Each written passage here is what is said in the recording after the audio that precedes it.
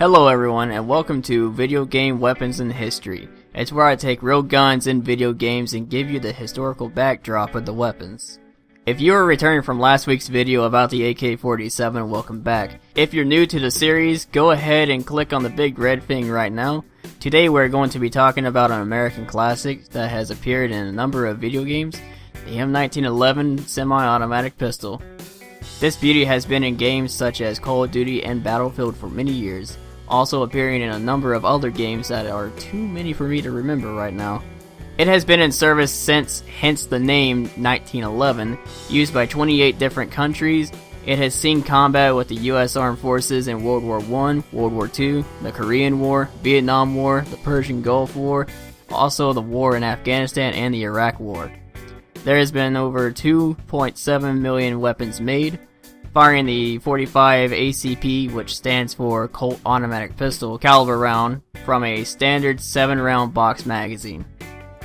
It was used in later stages of the Philippine-American War and was widely used in World War I, World War II, the Korean War, and the Vietnam War. The pistol's formal designation as of 1940 was Automatic Pistol Caliber 45 M1911 for the original model of 1911, or Automatic Pistol.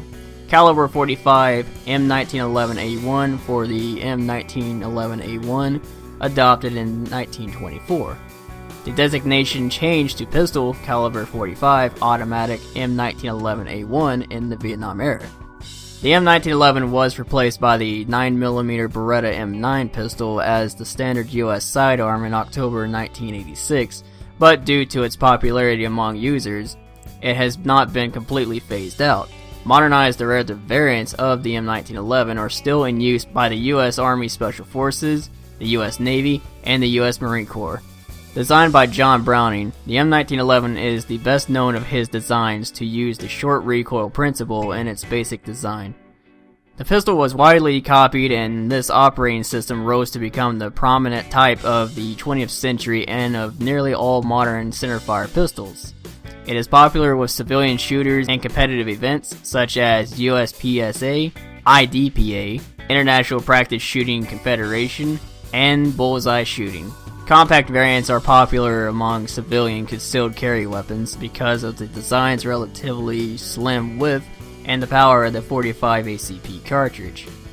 The pistol is commonly used for concealed carry thanks in part to a single stack magazine, which makes for a thinner pistol that is therefore easier to conceal, personal defense, target shooting, and competition.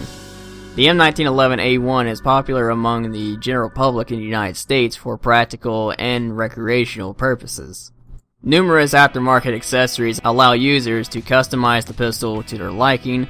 There are a number of manufacturers of M1911 type pistols, and the model continues to be quite popular for its reliability, simplicity, and patriotic appeal. Various tactical, target, and compact models are available.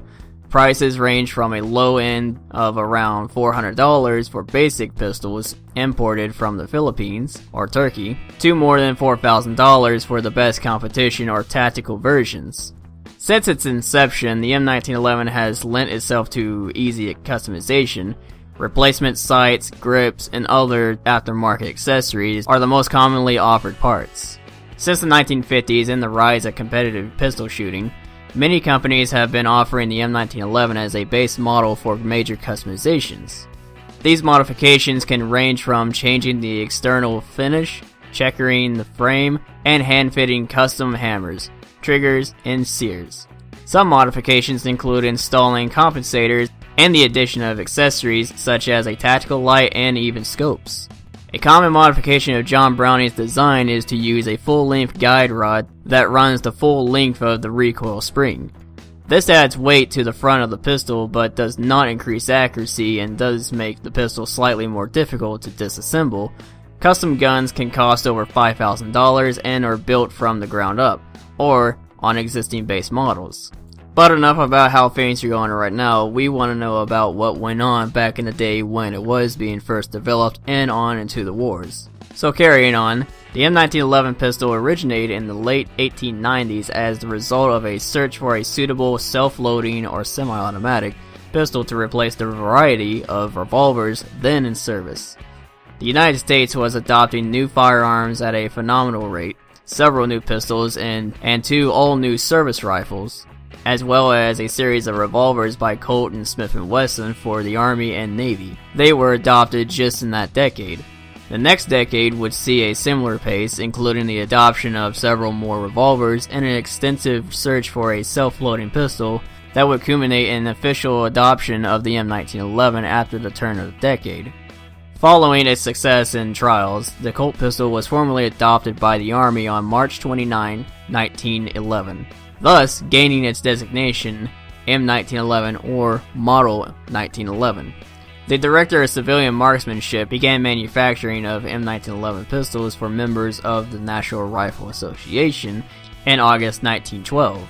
Approximately 100 pistols stamped NRA below the serial number were manufactured at Springfield Armory by Colt. The M1911 was formally adopted by the Navy and Marine Corps in 1913.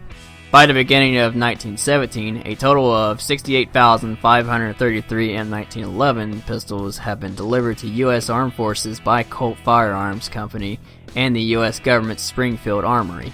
However, the need to greatly expand U.S. military forces and the resultant surge in demand for the firearm in World War I saw the expansion of manufacture to other contractors besides Colt and Springfield Armory, including Remington, UMC, and North American Arms Company of Quebec.